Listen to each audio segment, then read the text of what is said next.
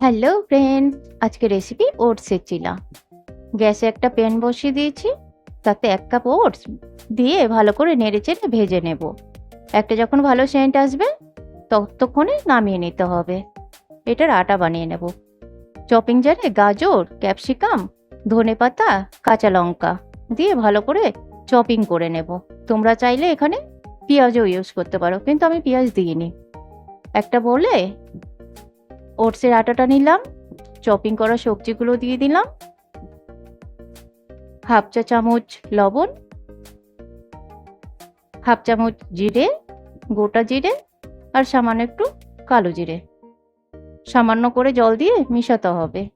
এই রকম যখন হবে, না বেশি পাতলা না বেশি ঘন, এই রকম অবস্থায় রেখে দেবে।